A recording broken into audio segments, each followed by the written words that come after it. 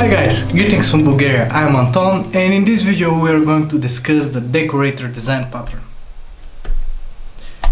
So, in this course we're talking about design patterns. In the first video we were talking about proxy and adapter patterns that help us to create much more flexible mini test libraries, changing a little bit the interface of iWebDriver and iWebElement, and help us to build much more readable and maintainable tests.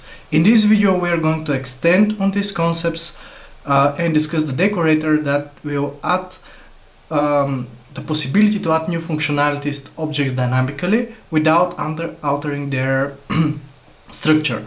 For example, we are going to add to our mini library easily highlighting toast messages, logging, and scrolling to view. So stay tuned, it will be quite interesting. In the third video we are going to discuss another popular and quite useful pattern in automated testing, the singleton, that ensures a class has only one instance while providing a global access point to this instance. And this is really helpful integrating with other design patterns like factory, repository, facades, patch object models, and others. In the next video we are going to discuss the dependency injection pattern to achieve a loosely coupled architecture and enhance the test maintenance. After that, we'll delve into the chain of responsibility pattern to pass requests along a chain of handlers, improving flexibility and object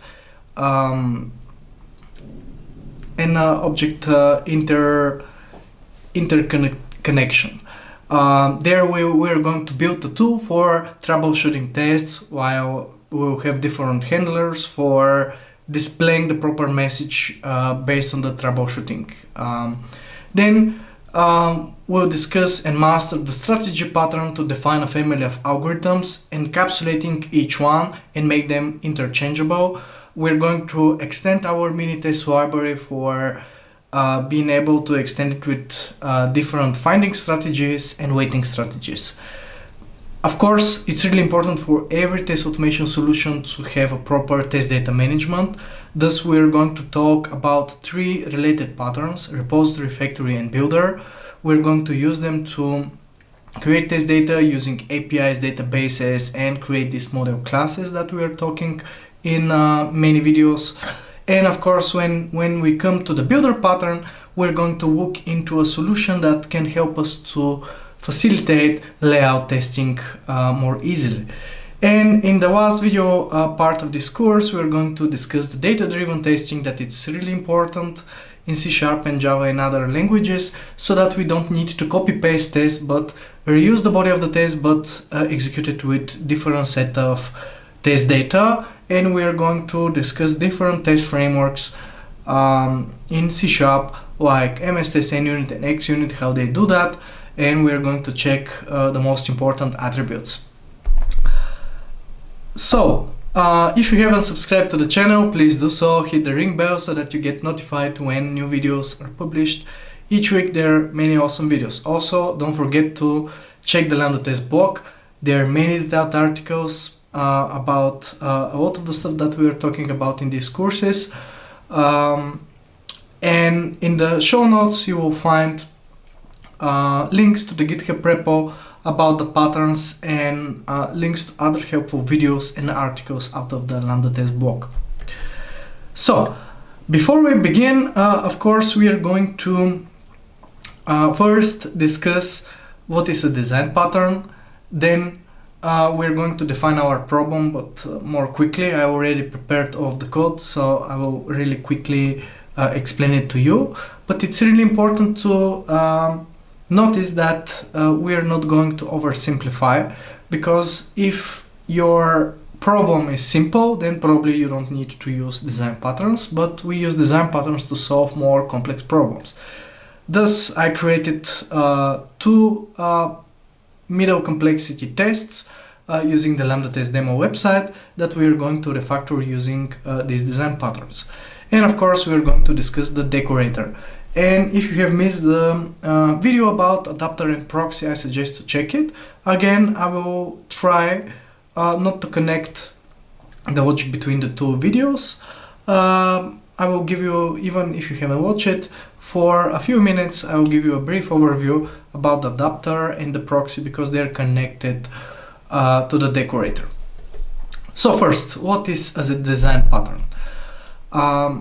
We can define the design patterns as prescribed solutions to every software challenges, everyday software challenges. They don't consist of code or any specified algorithm, but instead they describe how to group your logic smartly, reuse it, or make it easier to maintain. It is a template for solving design problems, which we can use while we create our software solutions. In the adapter, in the proxy, and in the decorator, we use other object-oriented programming principles such as composition. And in this principle suggests that the classes should achieve polymorphic behavior and code reuse by their composition, meaning that we have private variables to those classes instead of using inheritance. We'll use this a lot, and this is especially important like in languages like C#, Java, where multiple class inheritance is not allowed. And by containing instances of other classes that implement the desired functionality rather than inheritance from a base class or parent class, this is like a suggested approach in such languages. So let's define quickly the problem. Again, you can download the full source code out of the GitHub repo link below. I'm going to use again the e-commerce playground website, an excellent demo website. If you haven't played with it, I suggest to do so. Our first case that we're going to check is how we are going to compare two or more products. In this particular solution, first I'm going to show you the code with vanilla WebDriver. Again, I'm not going to code anything, but just explain really quick the code. Then I have an upgraded solution directly that I'm going to show you with the adapter pattern, and we use their page objects. If you're not familiar with page objects or explicit weights that we are going to use inside the adapter, I suggest to check the relevant blog articles, and there are a few videos that I have recorded in the past on the Lambda Test channel that can be useful. So here is the problem. We can type a name of the product, then we can select it from here, then the detailed page will open, and as in any eShop, we want to compare that. So we are going to click this link, and we are going to repeat this a couple of times for different products. So we can add this product. I will just emphasize two important parts out of this case. When we open Developer Tools with F12, you will notice that this disappears here, the autocomplete. If you don't want, and in order to be able to inspect the different links, we can press Ctrl+Shift+P and then type focused, and we are going to emulate a focus page. Now, when I search, I'll be able to inspect those elements without this autocomplete to disappear. The first thing to notice here is that when in order this autocomplete menu to appear, it requires additional JavaScript requests to the server. This means that sometimes this may be slower, and the initial version of the tests I put there hard-coded sleeps, which is of course a bad practice, and thus we use explicit waits for waiting for the element to exist or to be visible. But again, in the best case scenario, we want to hide those complexities there. So another important thing here is how we locate the products. The first thing to notice here is that you cannot rely that the name will be unique. Thus, here, if you notice, there is a product ID 32. We can find this anchor using such XPath that contains, the href contains this product ID. When we discuss the patterns about test data creation and management, I'm going to explain how we can create such products or entities using APIs. But besides that, we accept that we're controlling what products we have. We know the IDs and we're going to select them by ID. So this is the first important part about this test. And then when we add a second product, here is easy, we just click the buttons, etc. The next part is to click this compare button, and then another challenge in this particular test is how to verify the information for all of the products, right? And as you can see, this is one big table. If we inspect it, you will notice that this is actually a table that has a T-body. We have TR, which stands for table row, and then we have these cells. You will notice that first we have this label. This is the unique thing. And then we have the information about the two products. But again, as I said, there might be more than two.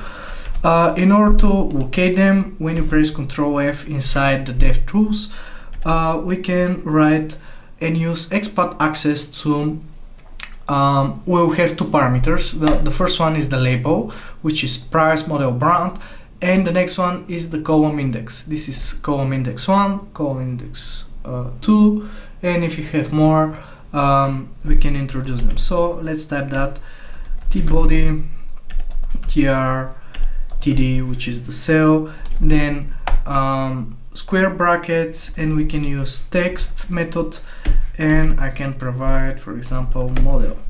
As you can see, we selected the label, and now we want to select the item just below. We can do that using XPath access. Again, there is a detailed article about XPath locators on the Lambda test blog. I suggest to check it. And we can use following sibling. The following sibling is the one that it's just below the one we selected. We use two dots, and then I can say TD, and as you saw, we selected the first column after the label, and if I want the second, as I said, the second parameter will be this index. So basically these are the two important parts out of this test case. And the second one is about purchasing the product. So I can type again something, I will select it again using the product ID, and then imagine that we want to change the quantity here and add it to cart. And then I'm going to click view cart. Easy, just locators for the buttons. There are hundreds of test cases here that we can check, like multiple products, increasing the quantity, updating it, deleting it. Then there are many prices here to check, especially with the coupons, certificates, and shipping. Again, we won't do that. We'll just verify the total. We'll keep it simple. And then when I go to the checkout, again, there are different branches, many different cases here with the prices. We'll check just the total, and we'll basically we'll choose the default workflow here with the registering an account. We'll just fill the data. We'll select here terms and condition and finish the order. That's it. Again, the most basic happy path scenario. The tricky part here is that in order to click here the terms and conditions, we need to scroll down. Otherwise, if you try to click it immediately, this will fail. And you will see that we do that with JavaScript. This is called scroll into view. There is a special JavaScript function, and this will be one of the extensions that we'll do with the Decorator Design Pattern. This is especially useful when, for example, you execute your test in the Lambda Test Cloud, or if you have your custom solution for video recording. Many often, instead of viewing this part, but the actions are below, it's much better for you to use this particular solution when it's scrolled, because you're going to see where the action is happening, right, in the video. Otherwise, it will be hidden from you, and you must rely on full page screenshots. So these are the two cases. Now I'm directly going to show you the first. Let's see the solution with the C#. Again, you can download the full source code from the links below. I used standard NUnit setup. If you're not familiar with NUnit, there is a dedicated course on the Lambda Test YouTube channel. Check it out. but this is standard C# setup. We use the latest .NET 7.8 version of the framework. Also, clicking on Manage NuGet Packages, I installed everything necessary. We have 4 necessary packages for NUnit.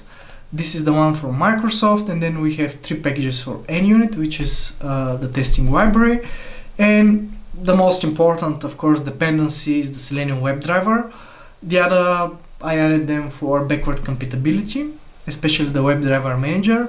From version 4.11, we don't need WebDriver Manager since Selenium is using their now native Selenium manager that it's responsible for downloading the proper driver based on your browser versions.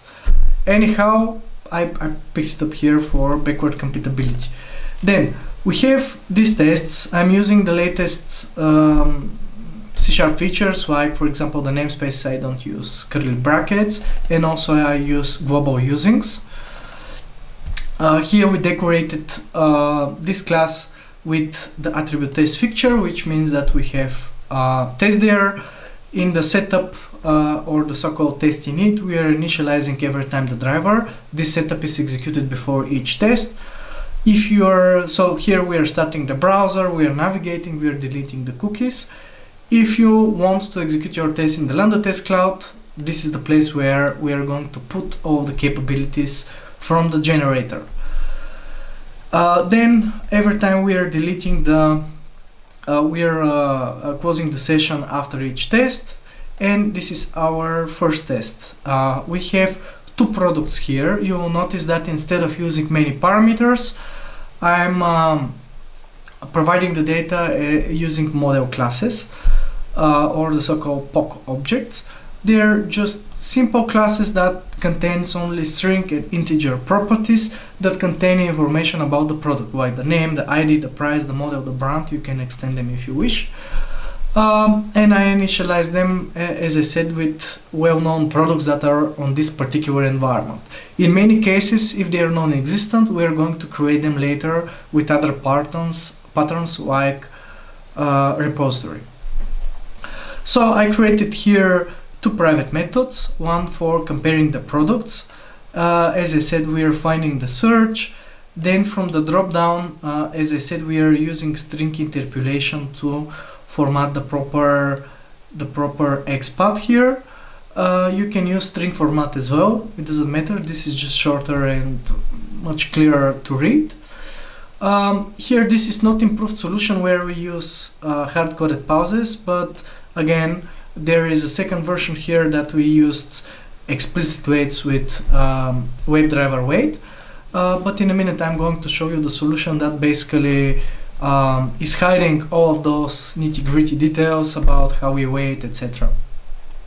And the next big important part is about the table that I showed you how we verify. Here we are building this complex locator that I told you about, the label in the column. And basically when we find all of the columns based on these labels, we are verifying that the information is the right one. And after that, we have the purchase test case, where again we have this model class with the product that we want to buy. We are searching for it, we are adding it to the cart, we are increasing the quantity, etc, etc. We are verifying the price. Then we have 2 other model classes for the user data and the billing info, and we have 2 other private methods for filling the information inside all of those inputs. And again, if you have more branches here about the login and already created account, we need just to extend the solution here with other switches or if-else clauses. Pretty simple. Here we are finding all the elements with using their ID. And the trickiest part here, as I said, is that we are using JavaScript to scroll to the terms and agree button, and then we are clicking it, otherwise this will fail. That's all. Now, if I need to quickly tell you about the adapter, the biggest difference about the adapter is that it helps us to let me first actually show you this is the proxy. The proxy is simple. For the proxy, we're implementing the same interface, the iWebDriver, and the only thing that we changed in the WebDriver proxy class is how we locate the elements. Basically here I added the WebDriver wait, explicit wait, so that we know that when the element is returned, we can remove everywhere the pauses. Let me quickly show you this solution. Here is the proxy. So this is the proxy. As I said, we are implementing the same interface. We're using composition, meaning that we have a private variable here that we initialize in the constructor, and everywhere inside the find elements we are referring to this driver, right? We have a similar proxy for the web element, but the biggest difference here again and change and the improvement is that when you call find element, we are going to wait directly. And when we look into the tests, they're the same tests, the same pages, right? The same iWeb element, the same driver, nothing changed, no different methods, no different signature. Yeah, one more thing, I implemented here the page object pattern. For those of you that are not familiar, basically maybe this is the most popular pattern in automated testing out there. We have special classes for each particular web page, for example, for the home page, the checkout, the cart, etc., the compare screen. And in this particular class, we are putting all of the elements right here and how we find them. The biggest benefit here is that if we need to change the locator, we do it in a single place. And then the next thing is that we, instead of directly like here in the test class putting all of those private methods and having all of those details here how we scroll, we put everything inside these pages, right? All of those methods are here. This makes the maintenance much better. It's improving it, because if we make changes to the workflow, we are going to do it in a single place. And also this makes our test more readable and shorter. And we are hiding all of those complexities for, if you try to understand the test, you don't want to parse unnecessary code.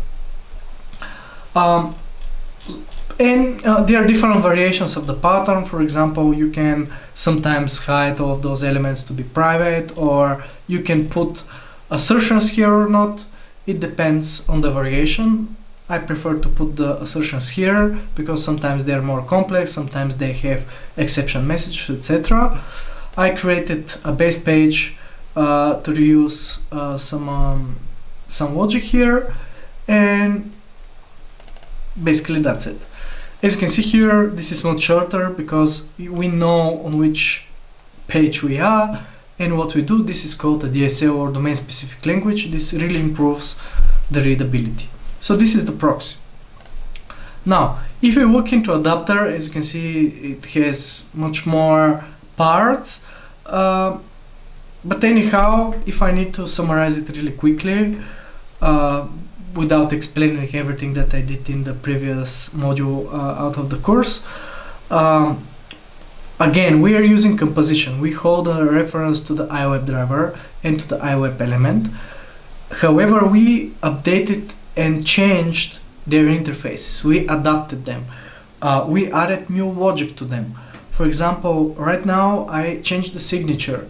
Instead of having a find element, now I have a method called find component. I added a new method, wait for Ajax. I also added a new method that you're going to see that it's called start. We added this new method, component exists. Now my component, or I rename it to component not to confuse it with the iWeb element, right?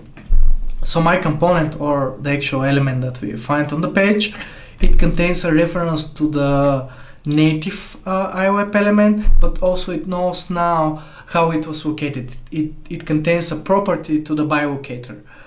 And again, we changed a little bit the signature of some logic. For example, instead of calling every time clear and send keys, which is weird method name, now we have this type text. and we have this new hover method. And so when we have these two new interfaces, instead of having this proxy class, now we have adapter. This adapter basically implements the new interface, contains a reference to the iWebDriver, and we are basically implementing this interface and adding new methods. We are doing the same about the component. And in the test, instead of using iWebDriver and iWebElement, we're using now iDriver and iComponent. Here is really quick. This is the iDriver interface. As I said, we have this new start method. We have the find component where we are again waiting for the element to exist. We have wait for Ajax for removing completely all of the hard-coded pauses there. And here is the iComponent. We have the bilocator, the wrapped element, the type. And if we look into the actual implementation about the component, again, we are using composition. We have a reference to the actual iWeb element, the actual iWebDriver, and we are assigning them through the constructor. And we have a modified version of the click where you can, via this Boolean parameter, you can say, please wait for the element to be clickable instead of throwing exceptions, right? So yeah, and if we look into the actual implementation of the driver adapter, as I said, here we have this so-called factory method. We are going to talk about factories in the next module, but yeah, basically we use this method to initialize the proper driver based on this enumeration that holds different browser versions, different browser types. And in the find component, instead of returning iWebElement, we are returning the iComponent. The biggest drawback, and now we'll start talking about the decorator, is that if you want to add new functionality to this core logic here, the biggest problem is that we need to directly update our main logic here, and this will break some of the solid programming principles. For example, one of them is that our classes should be open for extension but closed for modification. Why is that? And this is really important, like principle, because if we do that and if you change it, it's really possible to cause a regression or a problem in many other tests or code. And thus, we don't want to make really big updates to our main logic, but instead using other classes, adding on top of it to add this new logic. For example, highlighting elements or implementing this automatic scroll into view, right? So with the decorator, we are going to do that.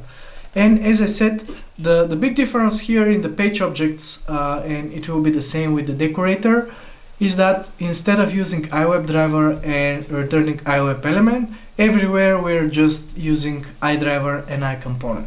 That's it. And in the tests, they're absolutely the same, like with the proxy.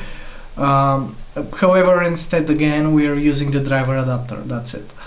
Now, let's review how we are going to change that using the decorator, how we are going to add this new behavior without modifying the main logic. Now, we have the driver adapter. I mean, in the actual decorator pattern, this sometimes is called a concrete component. Don't confuse it with our components and the elements.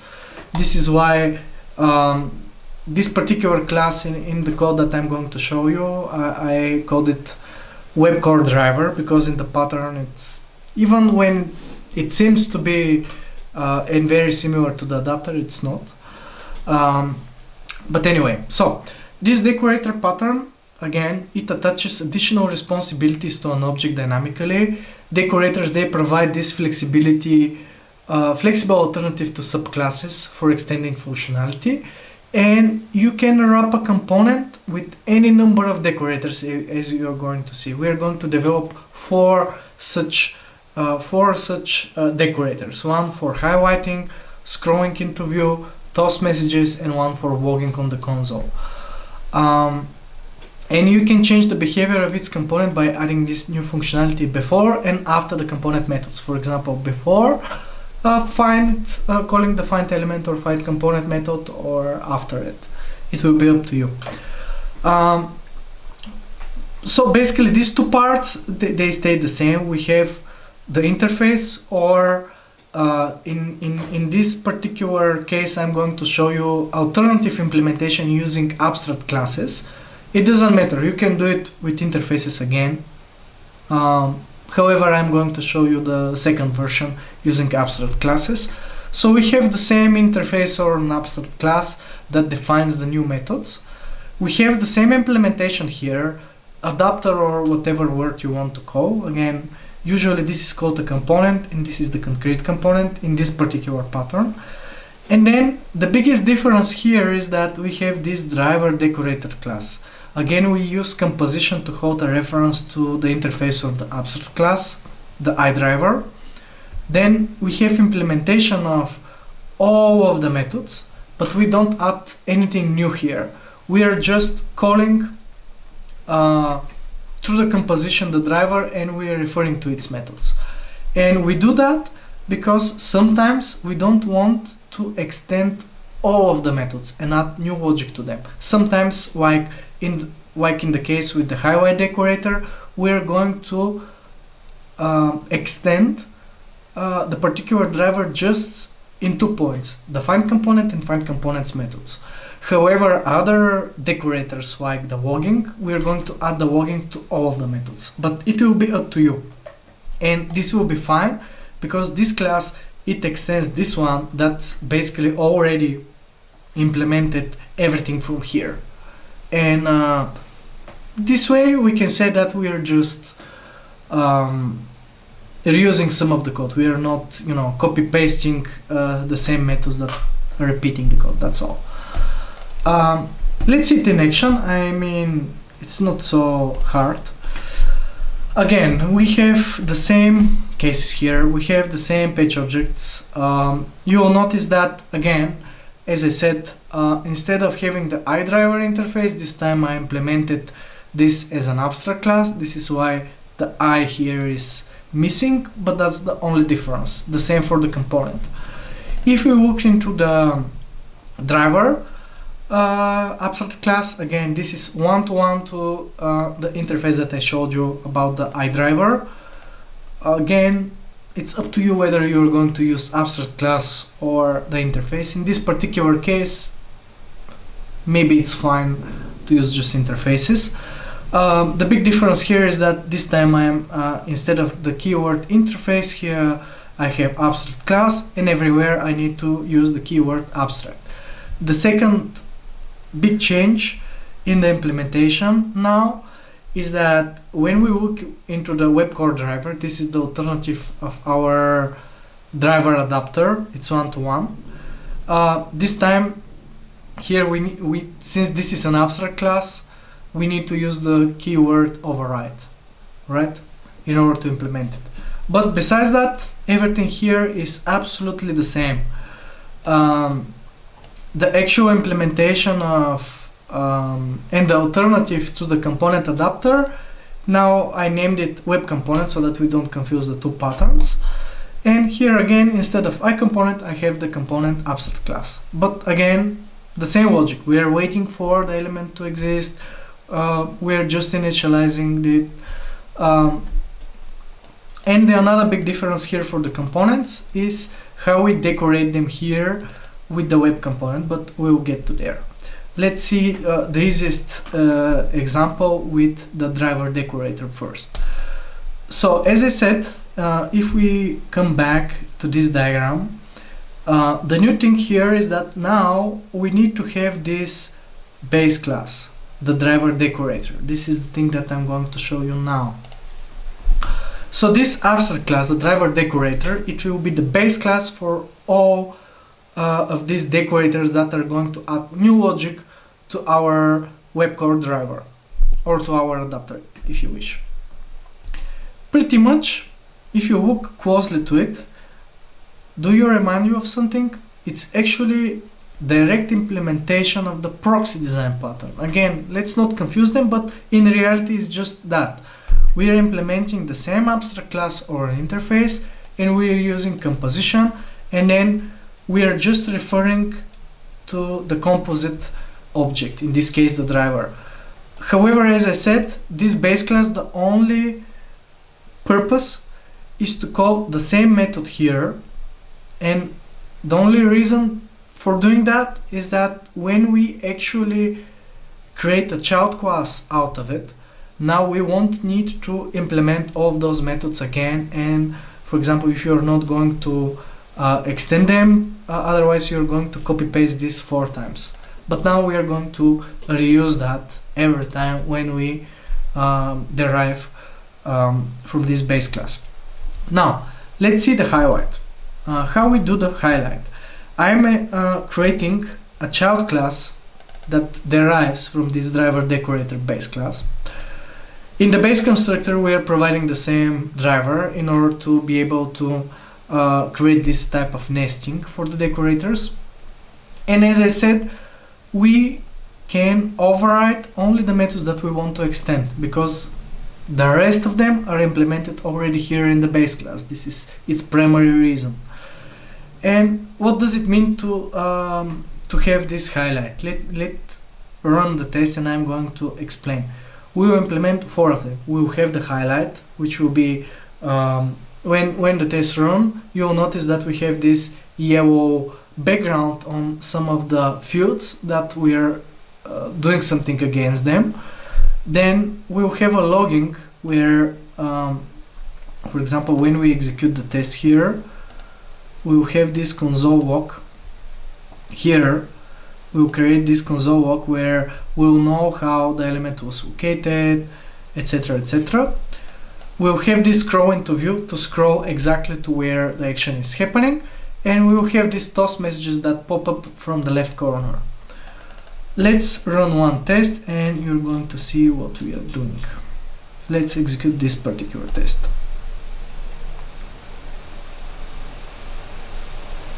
It takes a while to build the project, and now we have here Chrome. You'll notice the yellow, and observe in the left-right corner.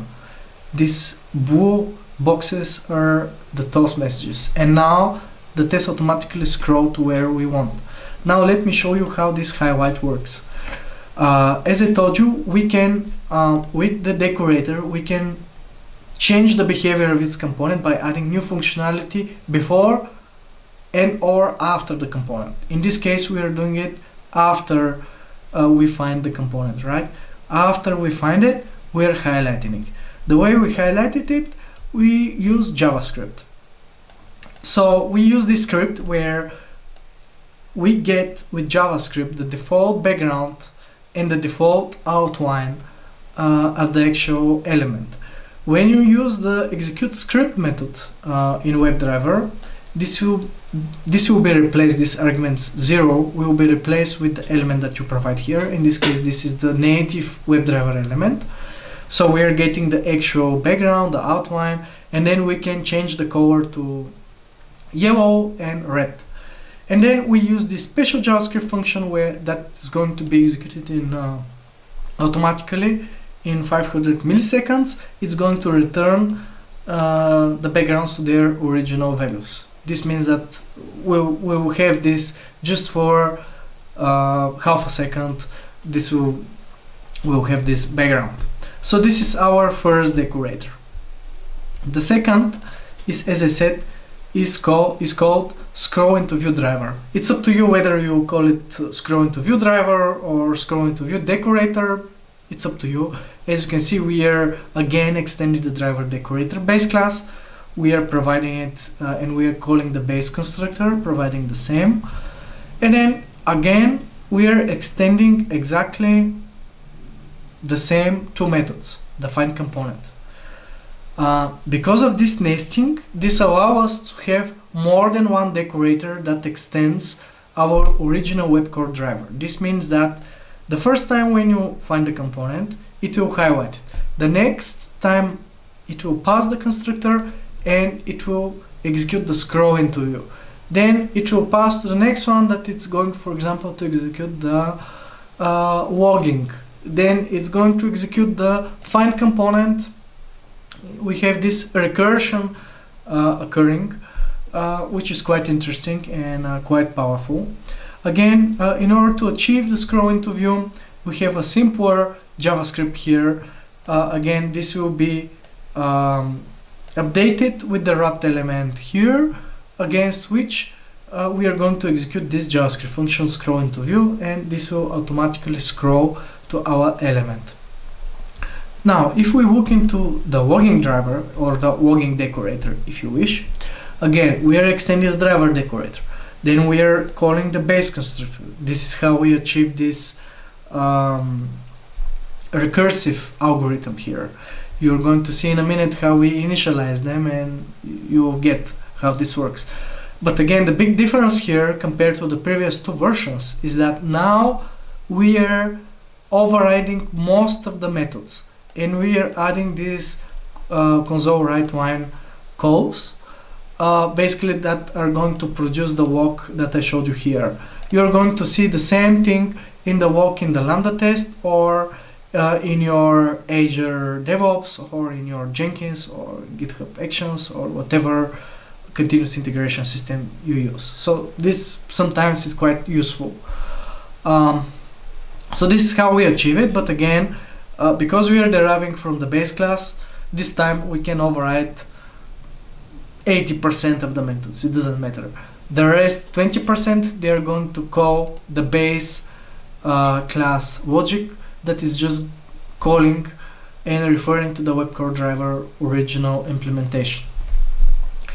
And what else? We also have the toss messages decorator driver.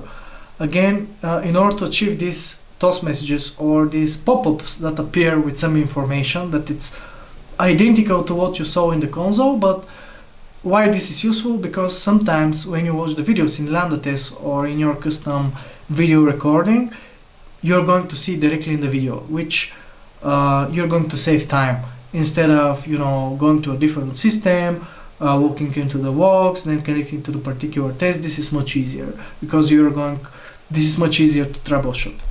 Of course, you need to be careful with all those JavaScripts. It can slow down your execution. But now we have every time, instead of using console write line, now I have this private method called inject notification toast. I got it from the framework that I developed, 𝑨𝒏𝒕𝒐𝒏. We are not using additional JavaScript libraries. If you watch some of my other videos about Selenium 4, maybe you remember that there we used other JavaScript libraries like 𝑗graal. It's fine, you can use that. But here this is plain JavaScript, just one call that is going to do the same. And it's already styled, but it's out of JavaScript, right? But basically it's going to create these pop-up messages. It's going to display the message there. We have a timeout, we have notification type, and anyhow, it's not important what we actually do here, but it's important how we are going to extend the driver. We can do the same for the I component, and I did so because we have the component decorator. It works the same way. We're basically deriving, we are implementing all of the methods from this abstract class here. As you can see, we are overriding all of them, and this component decorator base class, it has the same purpose, to save us to you know, copy paste all of those implementations in all the child classes. So we have this walk component. We are extending the same walk component decorator base class. We're calling the base constructor, and every time when we do a particular operation or calling a particular property, we are typing something to the console. This is how it works, and this is why here in the webcore driver, when you are returning the component base class, this is the place where we need to nest if we have multiple decorators for the component. And the other difference is especially in the tests. As I said, here we don't have changes to the page objects, which is great. minimal impact to our tests. The only difference is where we initialize the actual driver. Because we have all of those base constructors that we need to provide the driver and then the driver to accomplish this recursive algorithm, we are nesting all the decorators. So we nest scroll into view driver or decorator, into the highlighting decorator, into the toast messages decorator, into the logging decorator, and then we are passing the original core logic into our web core driver.